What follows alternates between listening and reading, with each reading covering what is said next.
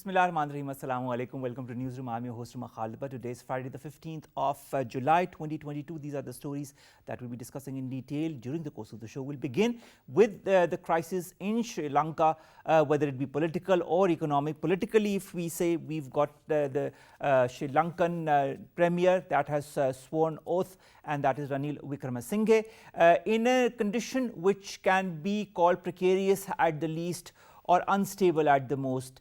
How is Sri Lanka going to move forward? This is going to be our first segment under the current crisis that has engulfed it when the previous president has fled the country under the current situation. Our second segment, ladies and gentlemen, concerns Pakistan, Italy, Argentina and other like-minded countries that have again thwarted plans by the so-called group of four that comprises India, Brazil, Germany and Japan, who were seeking the expansion of the United Nations Security Council. What is the main motive behind all of that, and how important is the thwarting of such attempts by countries such as India in order to add itself in this United Nations Security Council? This is going to be our second story. Then we'll be talking about the COVID-19 statistics as far as Pakistan are concerned. Today, the positivity ratio is around 3.53%. And the WHO also talks about this crisis, this pandemic not going away anywhere in the next couple of months or even years.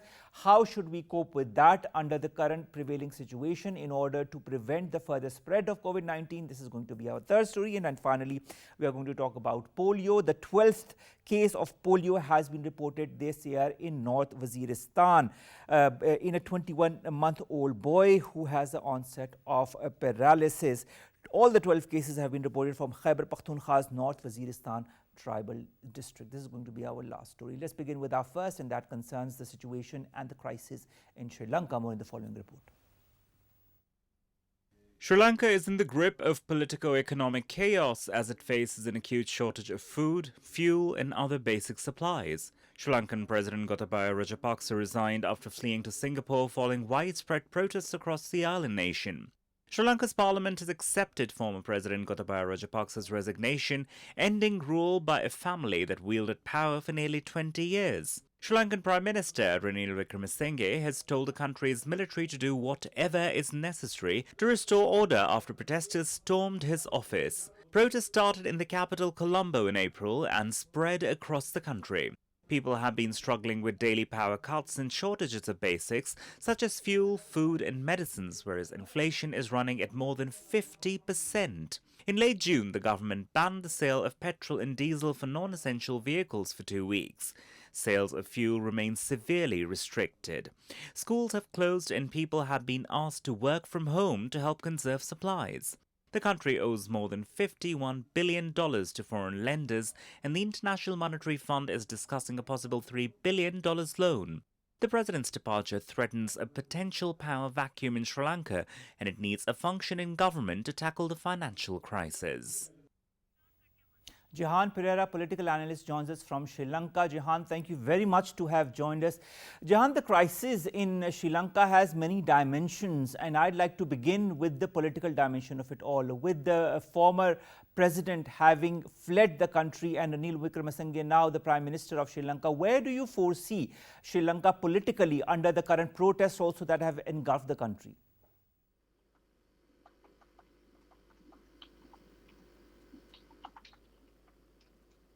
Mr. Perera, can you hear us? Talk a little bit about the latest situation as far as Sri Lanka is concerned. Ranil Wickremesinghe is the new Prime Minister of Sri Lanka because he said the new Prime Minister needs to be acceptable to both the government and opposition, and it seems as if both the government and the opposition have agreed on his name. The new president is going to be elected through the parliament, of course, on the 20th of July as decided by the party leaders. Then, of course, acting President and Prime Minister Ranil Wickremesinghe has called on Parliament Speaker to nominate a new Prime Minister acceptable to both the government and the opposition. administration. Gotabaya Rajapaksa, who's 73 years of age, left for the Maldives, and then, of course, from the Maldives went to Singapore, where he is currently, and apparently from there he's going to go to the United Arab Emirates. He was expected to resign a few hours before he was expected to resign. He fled the country with his wife and 2 bodyguards. Now, state of emergency is present in Sri Lanka as we speak, and protesters who were previously occupying the residence of the Prime Minister and the President have now more or less left that, but there is a state of protest, a state of non-compliance with the orders as far as Sri Lanka is concerned.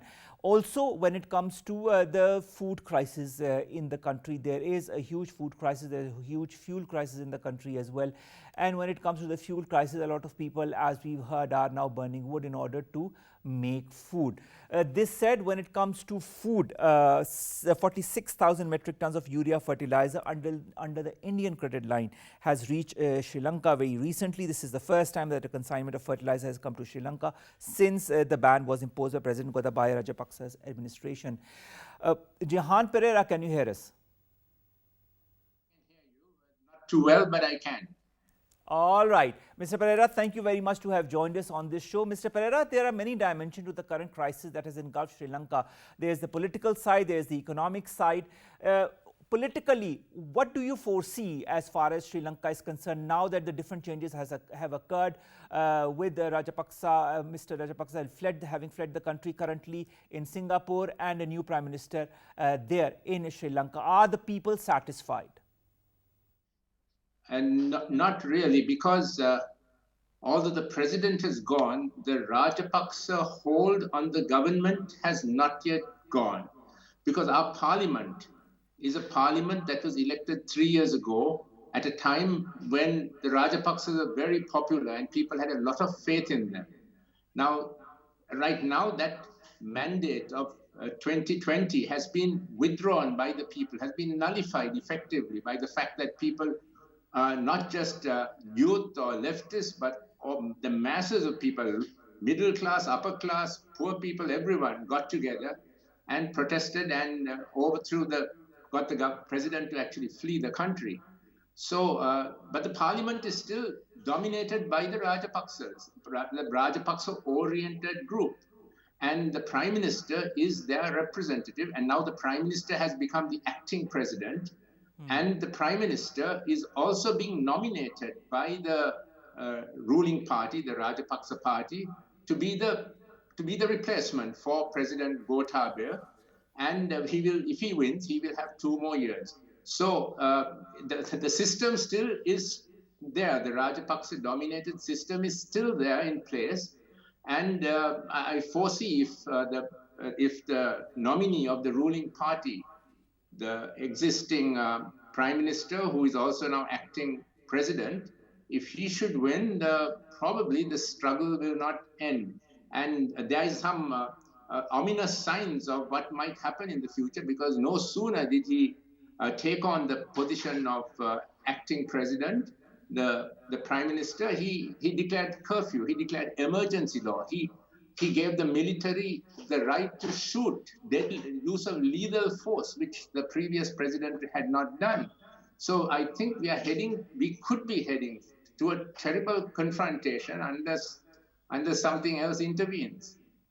Mr. Perera, in this era of confrontation, what, in your point of view, do the people of Sri Lanka want? What are the main issues that plague the people of your country? The main issue that gave rise to this great crisis is the fact that suddenly a relatively prosperous country, 4 years ago, it was called an upper middle income country by the World Bank. Today, its income has got halved because our foreign currency has dropped by over 50%. Prices have doubled. People's savings are halved. Prices have risen, and there's a shortage of basics such as petroleum products. There are lines outside petrol stations that are 2 to 6 kilometers in length. The medicines are in short supply. Food is in short supply. So suddenly, so this is the main issue, that suddenly we didn't have dollars in our bank, in the government treasury. No dollars to import foodstuffs, to import petroleum into the country. This is the main issue that gave rise to the problem. And the belief of people is that this all occurred because this government leadership, this government stole the money and mismanaged the economy. So people want this government to go. And what they want in place of this government is an all-party, a small all-party interim government that would address the problems, these acute problems of the economy. And after 6 months or so, hold fresh elections. That's what the people want. All right, Mr. Perera, you talked about the economy. If I have the latest details as far as your media is concerned, you've received urea fertilizer under the Indian credit line very recently. Then also the petrol shipment is going to, certain petrol shipment is going to reach your country starting from the 8th to 9th July, 11th to the 14th of July, third shipment 15th to the 17th of July. The third shipment is about to reach, in fact, today or tomorrow. What needs to be done as far as economy is concerned? As you yourself said that Sri Lanka was in the upper middle class economy as per the latest figures a couple of years back. But now all of that has changed. Is it because of COVID, or are there other reasons behind it as well? Yeah, now about the petrol shipment coming and the urea coming, actually we are very grateful to India. India has been very generous to Sri Lanka in these last 4 or 5 months. They have given us $3.8 billion worth of credit line.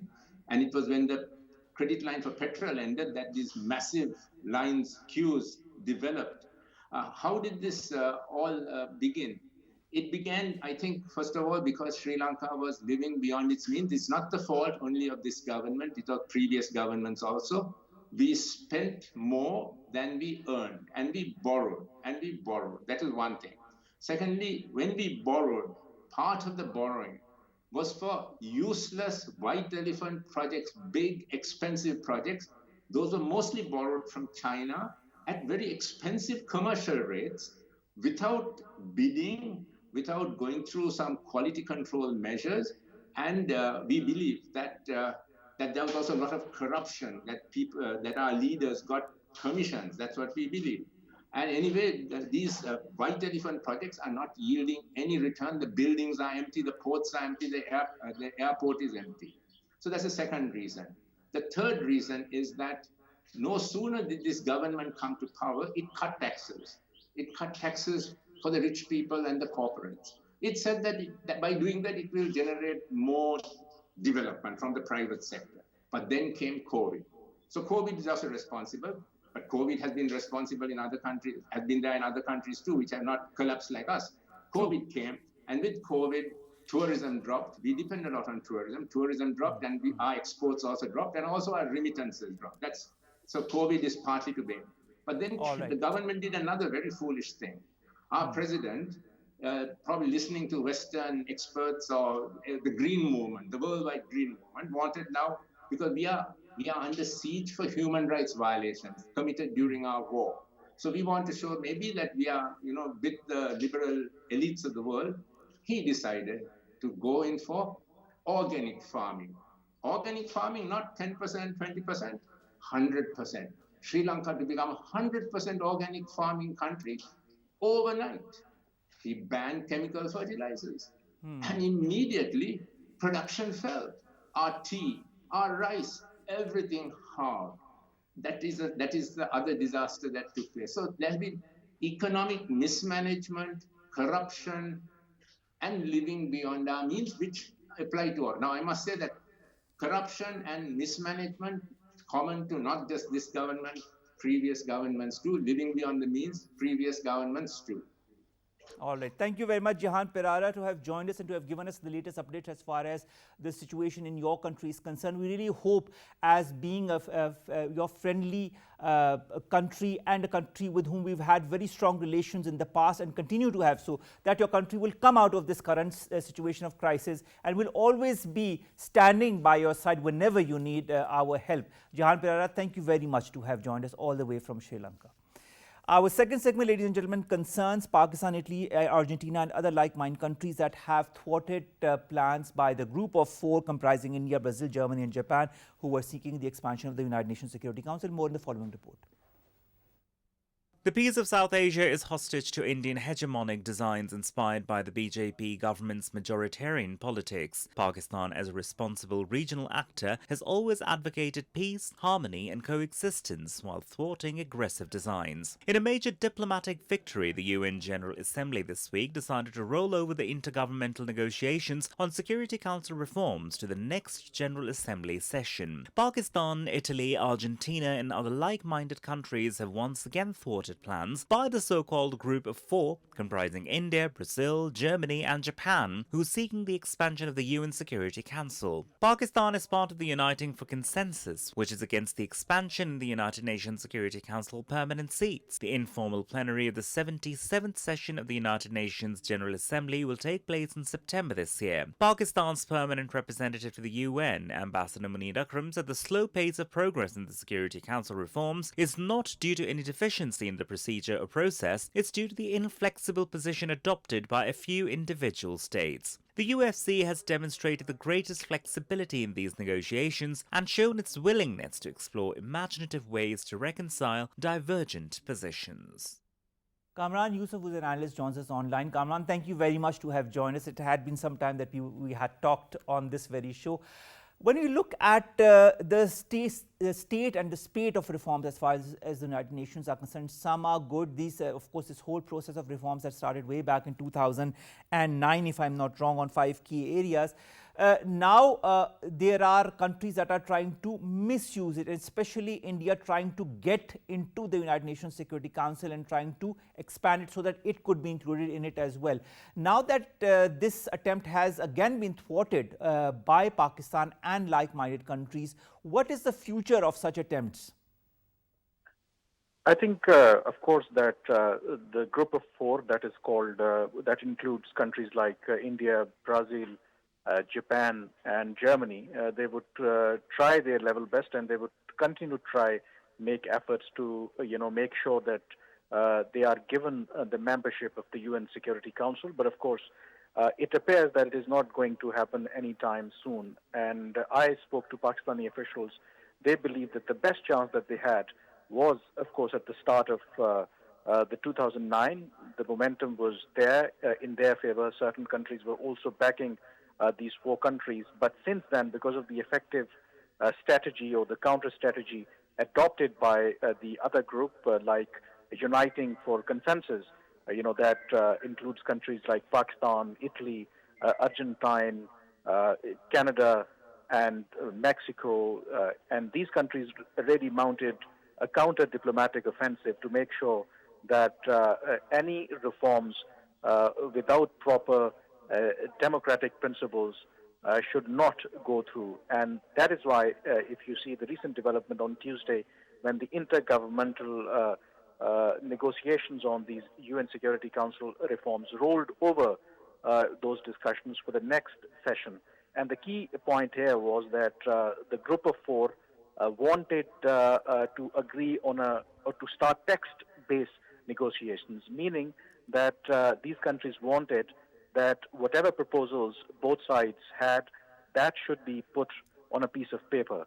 And according to Pakistani officials, that was a ploy on part of those countries, because if that happened, then it would become easier for them to maneuver the entire process. But Pakistan, Italy, and other like-minded countries successfully foiled that attempt, and the status quo, I should say, or the stalemate still persists.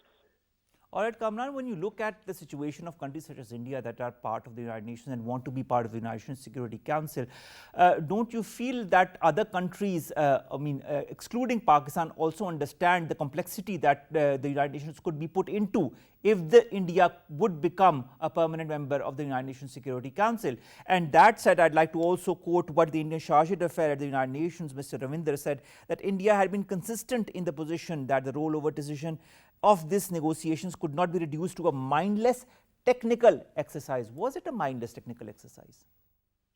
I think the reaction from the Indian government clearly suggested that why they were upset, because they knew that their game plan was really foiled by countries like Pakistan and others. Of course, when you talk about Pakistan's position, one reason that Pakistan opposed the expansion of the UN Security Council in permanent category is, of course, that India is a candidate, but Pakistan says that it has a principled position, not necessarily that, they are particularly targeting India. India has a special case, even if, you talk about the Indian credentials, they are carrying out human rights violations in Indian occupied Kashmir. Their track record as far as minorities are concerned is also in front of us. So they, of course, do not qualify to become member of the UN Security Council on permanent basis. But Pakistan generally believes that whenever there are reforms, it has to be democratic and it has to be based on democratic principles. And the proposals that Pakistan put forward, along with other like-minded countries, they in fact have proposed, enlargement of UN Security Council in non-permanent category. And their proposal has been that the current term of the non-permanent seats can be extended from 3 to 5 years, and those members can be re-elected, because currently the term is for 2 years for non-permanent members, and they cannot get re-elected because they have to wait for their turn. So this is the proposal that Pakistan has been putting forward, and Pakistan believes that this is, the right approach. And Pakistan also feels that uniting for consensus group has shown flexibility. But on the other hand, the group of four, the countries like India, Brazil, Japan, and Germany, they are very adamant. They are not showing any flexibility. So both sides have to find some kind of a middle ground. And given the current, the situation, Pakistan feels that, those countries should not be made part of the UN Security Council, because every country, not just Pakistan, of course, has concerns with regard to, India. If you talk about Brazil's candidature, their neighborhood like Argentina, Mexico, they also have their concerns. In Europe, for example, Germany is seeking permanent membership, but countries like Italy and Spain, they have their own reservations. So it's not just Pakistan, but other countries have also reservations regarding the expansion and reforming the UN Security Council. Kamran, what is, in your point of view, is the probability of the Pakistan's proposed extension of these non-permanent members? Do you feel it could be accepted in the next session? I think, I don't think so that it will be accepted in the next session, because the other side, as I said, it depends on the other side, because they are very adamant. They want, the group of four wanted permanent seats at the UN Security Council. Of course, that they are ready to, for the time being, let it go the veto power. That is also one contention, because they have offered to the other countries that as far as the question of veto is concerned for the new permanent members, that could be deferred for 15, 20 years, and after that one could be discussed. But even in that form, this is not acceptable to the other groups. So Pakistan and other countries feel that reforms, of course, needed at the UN Security Council, but it should be done in a manner that it should not create more divisions. And the reforming the UN Security Council involves very complicated process. First, you need two-thirds votes in the UN General Assembly, and once you get that two-thirds vote in the General Assembly, then every member state has to ratify the changes in the charter that has to be done in the United Nations. And if a single member refuses to ratify that charter, then of course those reforms cannot move forward. So Pakistan feels that given the fact that there are so many complexities and delicacies involved in this entire process, so it is better that all sides should achieve broader consensus instead of seeking, the two-thirds majority and then, rushing through these reforms. So given, the view of the other side, I don't think so that this process will move forward even in the next session. So it appears that for the time being, the stalemate will continue. I'd like to understand on the unanimity of views, especially when it comes to the slow pace of progress. And I'd like to ask your opinion on the Indian and the Pakistani side. Whereas the Indian side says it's a wasted opportunity to instill a breath of life into a process that has shown, I quote unquote, no signs of life or growth in over 4 decades. Pakistan's permanent representative to the United Nations, Ambassador Munir Akram, says that the slow pace of progress in this reform is not due to deficiency in the procedure or process. It is due to the inflexible position adopted by a few individual states. Exactly. I think that is the position that Pakistan has taken, as I earlier pointed out, when this group of 4 was formed, and to counter, their moves, the Uniting for Consensus group was also established. And Pakistan feels that Uniting for Consensus group has shown considerable flexibility. They have put forward, a few proposals since this process started back in 2009. But as far as the group of 4 is concerned, they are standing where they are, even, their previous position. So, Pakistan and other like-minded countries feel that the other side also need to show some flexibility. Without showing flexibility, without accommodating, the concerns of other countries, this process cannot move forward. And the reaction from Indian side is, of course, understandable, because they feel frustrated because they feel that they are, India is the legitimate aspirant to become member of the UN Security Council. They talk about so-called, the largest democracy in the world. They also talk about the rising, the economy, in the world. But of course, that this is their view. Pakistan feels this is not the case, and this is not going to, change things so quickly. So clearly, I think the view adopted by, other countries along with Pakistan is more reasonable, and they are more practical in their approach. But as far as other countries are concerned, those which are seeking permanent seats at the UN Security Council, they are not showing any flexibility, and that is why, the process is really stuck. All right. So inflexibility is the major crux that we take out from this discussion as far as, of course, these intergovernmental negotiations on Security Council reforms are concerned. Thank you very much, Kamran and Yousaf, analyst, to have joined us and to have talked to us in detail about the various aspects of this very important discussion. Now, in the studios, we've been joined by Salma Malik, who's a foreign affairs expert. Dr. Salma Malik, thank you very much to have joined us, and a pleasure to have you in the studios after a long hiatus. Dr. Salma, when it comes to the reforms in the United Nations, this is a process that has been going on since 2009, but it has been a very slow process. What do you attribute this slow pace of progress in these reforms to? Number one, we need to understand UN is actually just an inflated and a huge bureaucracy, nothing else. Number two, UN is what its members are all about. So if the members show inertia, they show some kind of retardation, there is any kind of leg pulling, then the process would naturally get slow.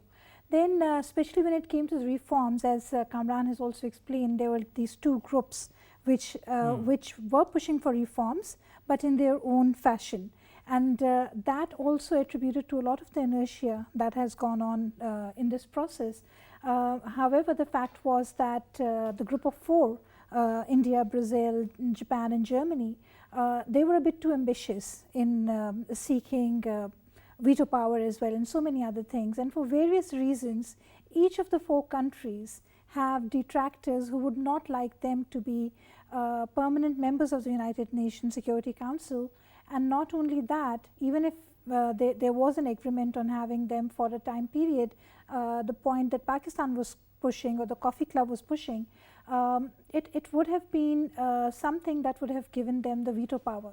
And that is what Pakistan, or say the EU, especially with regards to Germany, other Southeast Asian countries, with regard to Japan as well as Brazil. So these countries could not afford having this type of situation. So the haggling, the discussions and all, they took all of these years, and this is what we have come to see. But what should we see as far as the future of these reforms are concerned?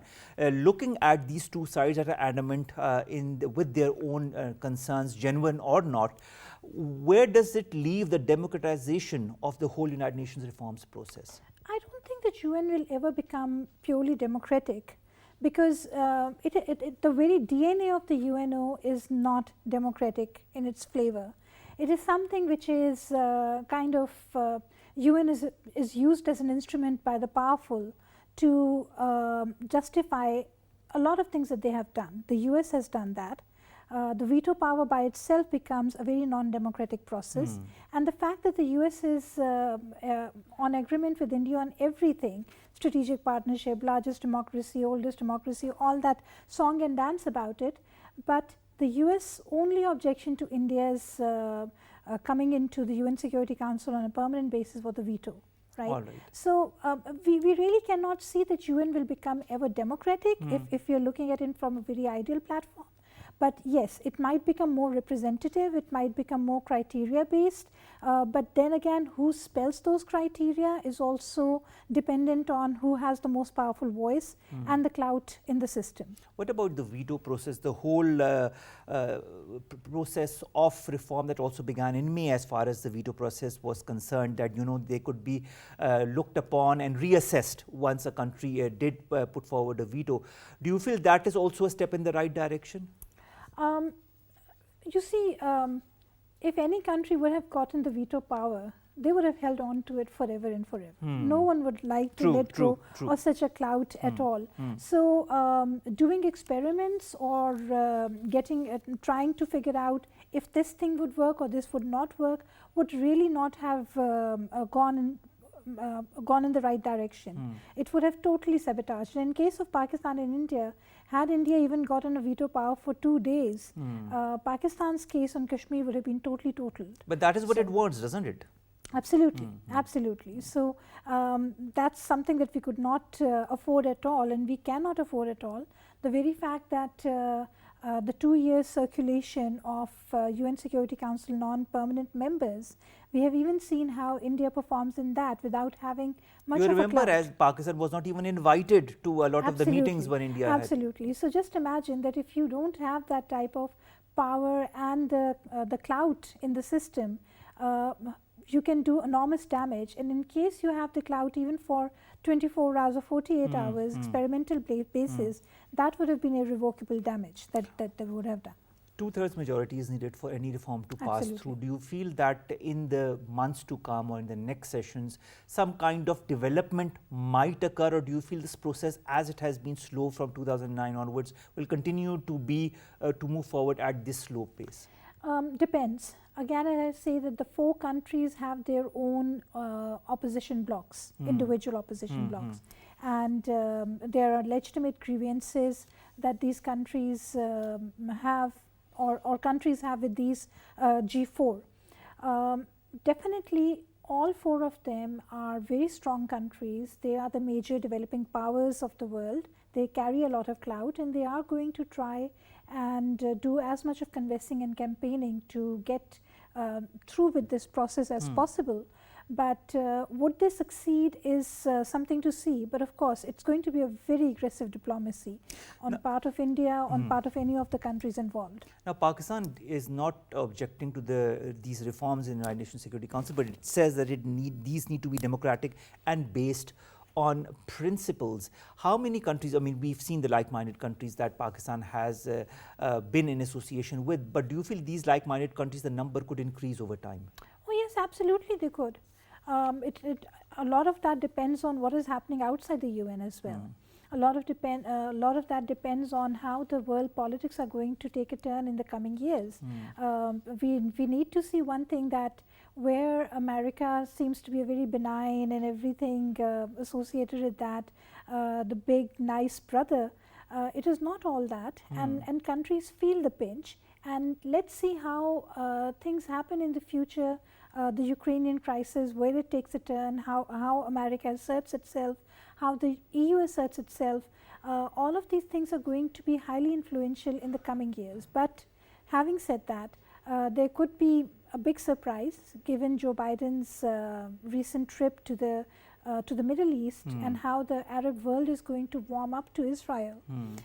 That is also going to shape a lot in what is happening in the UN, and how the countries warm up to future propositions of these reforms. So let's see what happens inside the UN as well as what happens outside the UN. Now, speaking of what happens outside the UN, you know, you talked about the Ukraine and Russia war, you talked about Biden visiting the Middle East and this, the warming up of the Middle Eastern countries, a lot of them towards Israel, and now of course even a country like Saudi Arabia has given the airspace as far as the Muslims who want to visit Saudi Arabia is concerned through Israeli airspace or from Israel as well as direct flights.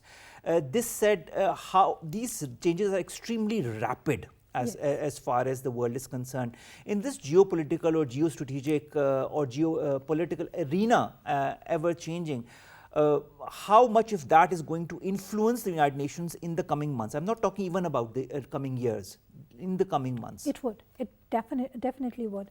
One part of what is happening right now at the moment is Israel also giving India rights to the Haifa port to run the port for them and do a lot of logistical stuffing there. So the dynamics are changing, and dynamics are changing very rapidly.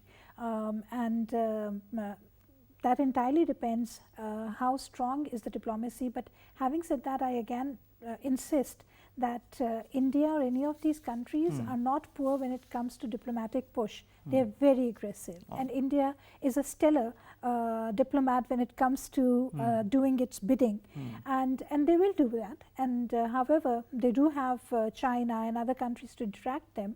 When we were looking at the UFC, you also have EU, which does not agree to Germany's stance, but it's going to be quite a happening few months from now on onwards. Now, speaking of the happening few months, and speaking of Pakistan's point of view, Pakistan has also said that a non-permanent member term could be extended from 2 years to 3 to 5 years, and then that member country could be re-elected as a non-permanent Security Council member.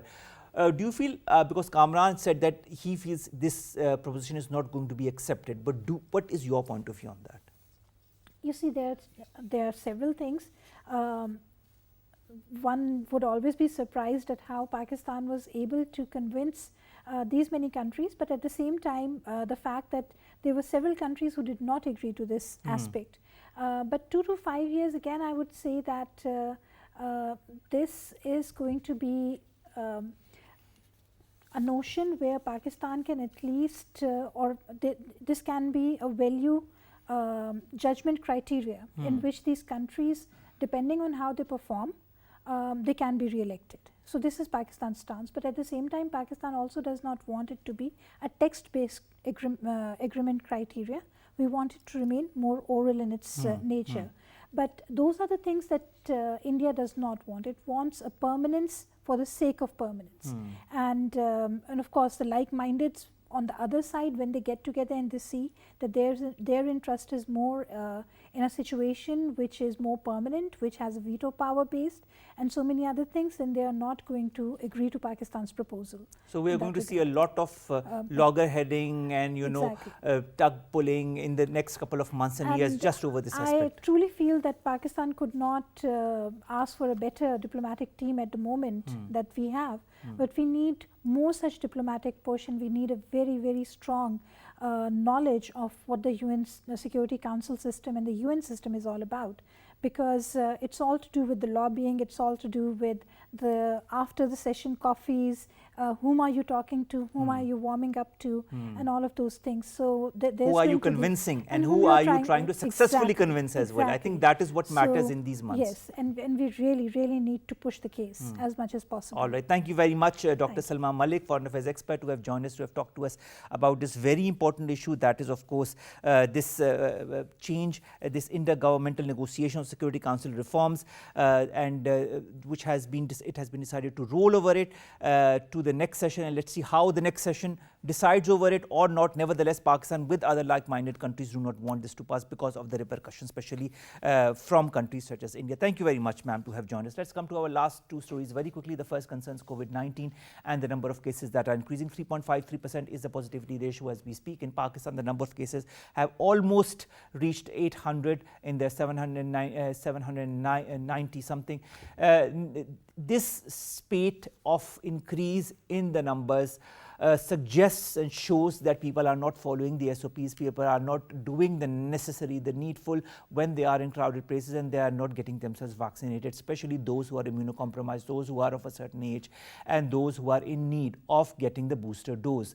If you haven't, kindly do so. If you are not following the SOPs, kindly follow the SOPs. We've got a lot of elderly people, a lot of immunocompromised people around you, children around you. You need to be careful around them, and for that you need to be careful also when you are around other people in other communities, in other aspects of your daily livelihood. So I think caution on a unique level, on a societal level, on a national level is extremely important to prevent further rise in the number of cases of COVID-19. We have combated it before, we will inshallah combat it again. We need to be extremely careful as far as that is concerned. But my last story, ladies and gentlemen, after this concerns polio and the number of cases that are increasing as far as polio is concerned. The 12th case of polio has been detected in a 21-month-year-old boy who has the onset of paralysis on the 18th of this very month. All the 12 cases have been recorded from Khyber Pakhtunkhwa's North Waziristan tribal district, 9 of them detected from Mir Ali alone.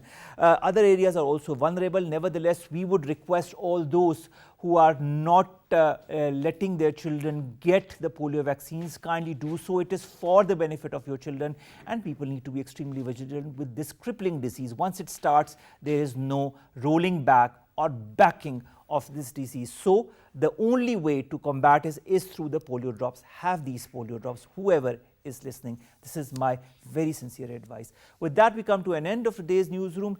Today is Friday, so I wish you a great weekend. Follow the SOPs, be vigilant, at the same time enjoy your great weekend. We'll see you inshallah on Monday with new stories, segments that relate to you, us in Pakistan. Allah Hafiz.